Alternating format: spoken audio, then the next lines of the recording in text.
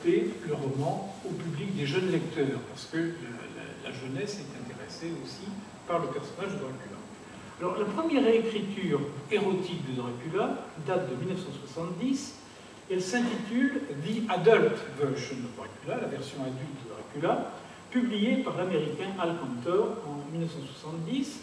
D'autres romans de ce genre suivront, comme le Dracula de la Mountain Night en 1993, ou encore l'autre Dracula de Tony Mark en 1997, qui a une forte tonalité homosexuelle.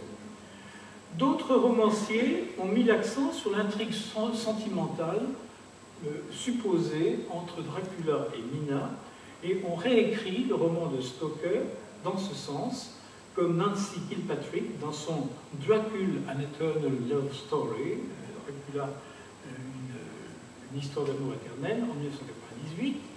Certains auteurs ont repris l'histoire de Dracula, telle qu'elle est contée par Stoker, sur un mode parodique, comme Fred Saberhagen dans Les Confessions de Dracula en 1975.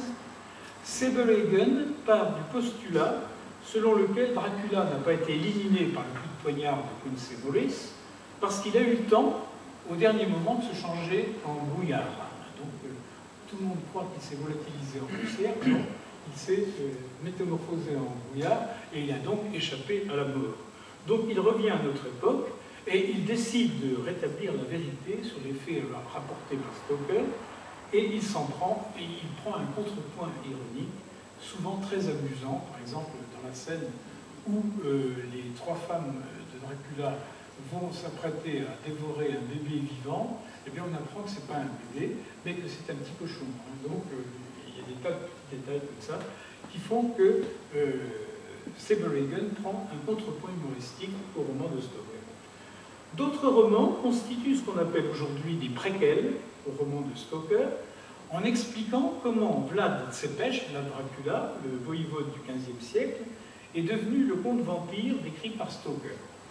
Dans le premier d'entre eux, les archives des Dracula, de Raymond Ludor en 1971, on explique comment Vlad l'Empaleur s'est réincarné au XIXe siècle dans le corps, c'est un peu tarabiscoté comme explication, dans le corps d'un jeune étudiant allemand, Stephen Morin, qui avait le tort de trop s'intéresser aux sciences occultes. Méfiez-vous des sciences occultes. Dans Dracula My Love, en 1980, Peter Tremaine nous explique que Vlad Tsepes a trouvé dans les papyrus de ses ancêtres égyptiens, parce qu'il y a des ancêtres égyptiens, paraît-il, le secret de la vie éternelle. À la suite d'une erreur fatale dans l'application de la formule magique, il est condamné à vivre éternellement la nuit, à condition de s'alimenter exclusivement de sang humain. Dans Pacte avec un vampire de Gene Calogridis en 1944, on opte pour une explication faustienne. Après avoir conclu un pacte avec le diable, Vlad Tsepes a obtenu l'immortalité sous la forme d'un vampire, à condition qu'il livre l'âme du fils aîné de chaque génération, ses descendants. Pas très gentil. Pour d'autres auteurs, comme Gail Kimberley dans Dracula Began en 1976, Asa Drake dans Crystal Kisses en 1981, et Earl Lee dans Dracula en 1994, Vlad est devenu vampire à la suite d'une malédiction prononcée par une gitane. À l'opposé de ces préquels, ont paru de très nombreux romans qui n'ont plus rien à voir avec l'intrigue de Dracula et qui constituent des suites aux romans. Ressuscité à notre époque, le conte vampire connaît toutes sortes d'aventures dont il est le héros. On a vu ainsi paraître des séries de romans, la première d'entre elles commencée en 1973 et qui comporte 9 volumes et de Robert Lowe. Dans le premier volume, Dracula Returns, le retour de Dracula, le criminologue paraplégique Damien Harmon ramène clandestinement aux États-Unis le squelette de Dracula qu'il a dérobé en Roumanie. Il redonne vie au vampire en retirant le pieu qui était fixé dans la cage thoracique, mais il implante à proximité de son cœur une aiguille mue par télécommande qui peut l'anéantir à tout moment. Donc c'est pratique. Il a Dracula à ses ordres, mais il peut l'éliminer à tout moment. Alors, c'est pas très sérieux, bien entendu, mais 9 romans comme ça. L'autre série, Dracula devient malgré lui l'esclave docile de Harmon et il peut utiliser ses pouvoirs surhumains pour lutter contre les forces du mal, donc il lutte contre les éléments de la paix, etc. Il devient une espèce de surhomme. L'autre série est celle de Fred Saberhagen, dont le premier roman est Les Confessions de Dracula, dont j'ai déjà parlé. La série comporte 10 volumes, dont le dernier en date est Coldness in the Blood, publié en 2002. Saberhagen abandonne le ton parodique du premier roman et il fait revivre Dracula dans toutes sortes d'aventures où il combat les forces du mal. Après avoir aidé Sherlock Holmes à résoudre une enquête criminelle, Dracula quitte l'Angleterre pour s'installer aux États-Unis et sous divers pseudonymes, il entreprend une carrière de détective, donc il devient tout à fait sympathique.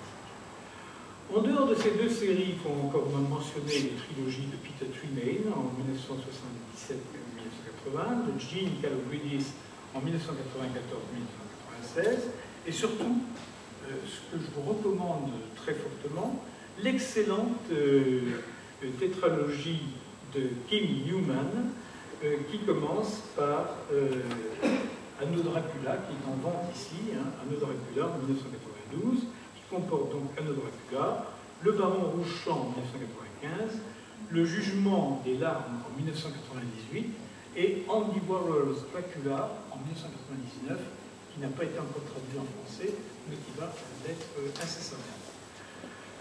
Dans cette série humoristique, Newman imagine que Dracula revient à Londres pour se venger et il épouse, excusez du peu, il épouse la reine Victoria, carrément. Il devient prince consort et il dirige la Grande-Bretagne d'une main de fer. Il fait empaler ceux qui lui résistent sur les murs de la tour de Londres. Dans les 2 volumes suivants, Dracula, qui a été chassé d'Angleterre, dirige l'armée allemande dans les 2 guerres mondiales. Une autre trilogie a été annoncée à grand renfort de publicité en 2008 sous la plume de Dacre Stoker, le petit-neveu du père de Dracula, et de Jan Holt. Le premier volume est paru en 2009 sous le titre de Dracula the Undead, en français Dracula l'immortel. Il serait 25 ans après les faits rapportés par Stoker, Dracula revient à Londres où il combat la comtesse Bathory, un peu tiré par les cheveux. Les 2 romans suivants n'ont jamais été publiés, on les attend toujours. À ma connaissance, ça avait été pourtant annoncé comme une trilogie. Je me contenterai il est impossible d'énumérer tous les romans et nouvelles ayant Dracula comme protagoniste, car il y en a des dizaines et des dizaines. Je me contenterai d'en citer quelques-uns, comme Paris Vampire de Claude Klotz en 1974 et In Dracula Memoriam de Gaston Compère, dans le registre du comique, dans celui de la science-fiction de Dracula Caper de Simon Poe en 1988, où le conte vampire n'est qu'un robot perfectionné. Et Dracula Unbound de Brian Aldiss, où Dracula se déplace à volonté dans le passé et dans l'avenir grâce à un train qui sert à voyager dans le temps. Dracula tombe amoureux dans Dracula My Love de Peter Tremaine en 1980, dans Un amour de Dracula de Fred Saberhagen en 1980, et plus récemment dans Dracula My Love de Cyril James, paru en 2010. Il a des relations érotiques avec les autres personnages du roman dans l'autre Dracula de Tony Mark en 1997, auquel l'auteur a donné une suite, l'autre Dracula contre l'Ordre Noir de la Golden Dawn en 2011. Dracula combat les nazis et assassine même Hitler dans The Bargain de John Ruddy en 1990. Il est l'éminence grise de Ceausescu dans Les Fils des Ténèbres de Dan Simmons en 1992. Donc, comme on peut en juger, le personnage est décliné de façon très diverse. C'était un peu une auberge espagnole à laquelle chacun apporte ce qu'il veut. D'autres romans, depuis, ont été consacrés aux autres personnages de Dracula de Stoker, comme Van Helsing, Mina Harker et Renfield. Alors, le temps me manque, bien sûr, je vais bientôt terminer. pour aborder l'immense domaine de la littérature enfantine, où Dracula se taille véritablement la part du lion. En Angleterre, des livres illustrés didactiques destinés aux tout petits, aux enfants qui apprennent à lire, racontent l'enfance de Dracula. On voit Dracula aller à l'école, Dracula partir en vacances, enfin, il fait plein de choses que font tous les enfants normalement. En France, je citerai entre autres quelques romans destinés aux jeunes avec des titres tout à fait significatifs, comme Dracula contre le petit chaperon rouge de Jean-Pierre Cuisinier en 1985, Je m'appelle Dracula d'Olivier Cohen en 1993. Pour les mêmes raisons, je pourrais m'étendre sur le domaine de la bande dessinée, où grâce aux éditions Marvel, le conte vampire a fait une nouvelle carrière aux États-Unis dans les magazines Tomb of Dracula et Dracula Lives à partir de 1972. En France, je citerai quelques très beaux albums comme le Dracula d'Hippolyte en 2 volumes en 2003-2004, ainsi que Dracula, le mythe raconté par Bram Stoker en 2006 et Dracula, le prince Valak en 2007 de François-Sylvie Pauly et de Pascal Crossy. Alors je vais enfin conclure. Pour conclure, je soulignerai un paradoxe concernant l'héritage de Stoker. Si le modèle qu'il nous a légué est devenu un peu ringard au début de ce XXIe siècle, Dracula, en revanche, connaît toujours les faveurs du public. Aujourd'hui, après Anne Rice et la Beckett, on n'écrit plus guère d'histoires de vampires se déroulant dans des châteaux isolés du Taupat, mais le roman de Stoker et son personnage principal sont toujours d'actualité.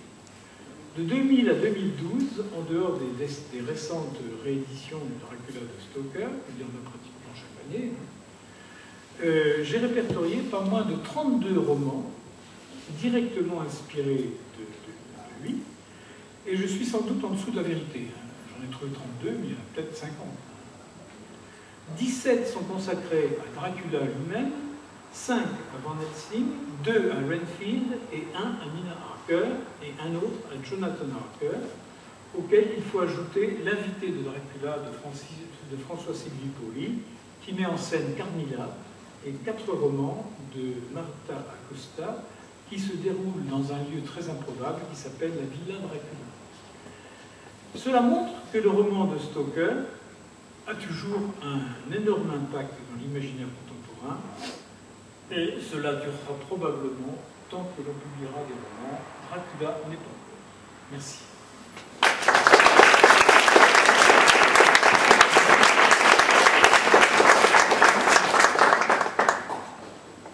Alors si vous avez des questions, des remarques, même des contradictions, elles sont bienvenues.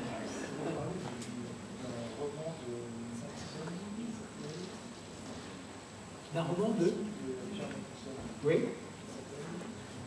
Ah non, c'est pas un roman, hein, c'est une nouvelle. C'est une nouvelle, c'est Funérailles. Funérailles. C'est d'ailleurs très très amusant, hein, parce que c'est le comte Dracula, dont on ne dit pas le nom, hein, on dit on l'appelle le comte, qui fête sa mise en bière avec ses amis. Donc, au lieu d'être une cérémonie tout le monde pleure, c'est une cérémonie, on boit tout le champagne, on c'est clair. Moi, je voulais surtout faire en fait une petite remarque et puis aussi une réflexion, ainsi donner une info que vous connaissez peut-être déjà. Bon, déjà la petite remarque, l'histoire d'une adaptation pirate turque, c'est assez ironique étant donné que les Turcs ont été les ennemis farouches de Vlad Tepes, qui est un con. Je sais aussi par un reportage sur Bela Lugosi qu'il a été aussi ministre sous le régime de Bela Kun, bolchevique hongrois. Il a été ministre, je crois, artistique. Il a été dirigeant du syndicat des auteurs de théâtre. Mais c'est un peu, justement, on avait dit que justement Dracula représentait la menace communiste aux États-Unis et justement Bela Lugosi comble d'ironie, justement communiste Bela Kun. Et puis il y a aussi alors la réflexion qui n'a rien à voir, c'est que autant du 16e, 17e et 18e siècle, surtout au 18e siècle, où il y a eu des épidémies, où le vampire était de classe sociale pauvre, paysan, et qui était le pire cauchemar des populations, à la fin de ce XVIIIe siècle, commençait déjà cette littérature romantique qui représentait le vampire comme une créature fabuleuse et érotique et tout ça. Finalement, on jette la pierre à Twilight, comme quoi c'est la merde, mais pour finir, il y avait déjà la graine avait déjà été semée en ce fin du XVIIIe siècle, alors qu'on ouvrait encore les tombeaux pour planter des pieds dans les cœurs. Oui, alors moi je voudrais dire d'abord que moi, je me garderai de dire que Twilight c'est de la merde, hein, parce que en fait, bon, moi j'ai modérément aimé le premier roman, les 3 derniers me sont tombés des bras, mais bon, surtout le dernier, le 4e. Mais cela dit, vous avez raison, moi je suis tout à fait d'accord avec vous, il y a un retour au romantisme initial, hein, c'est-à-dire que le personnage de Lord Raven, qui était le premier vampire c'était un séducteur devant lequel toutes les femmes tombaient en poison, hein, de même que à l'époque les vampires féminins c'était des femmes fatales qui procédaient par séduction, hein. Donc il y a un retour. Ce que je reprocherais peut-être à Twilight, c'est cette espèce de volonté d'aseptiser, si vous voulez, le thème du vampire, c'est-à-dire de faire que le vampire soit absolument gentil. Ça, c'est pas romantique, hein. C'est plutôt une inspiration que...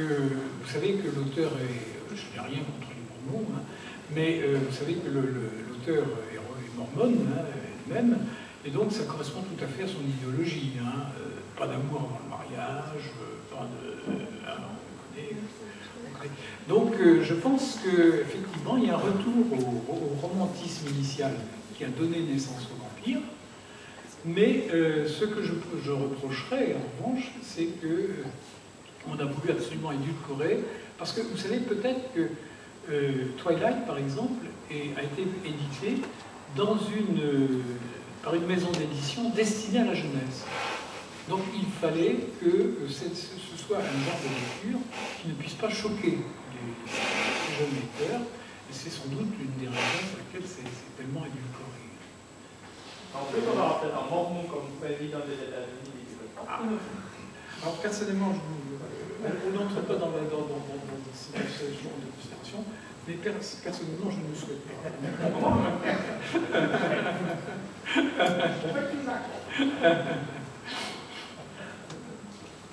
Et je n'engage que moi, bien sûr. Autre question ou autre remarque?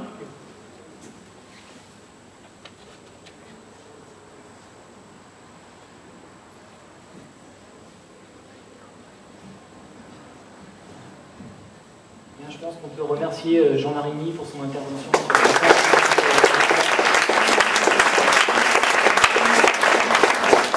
On va faire une petite pause déjà là. Donc si vous voulez aller acheter des livres, les faire dédicacer par les auteurs ou vous restaurer un petit peu, n'hésitez pas.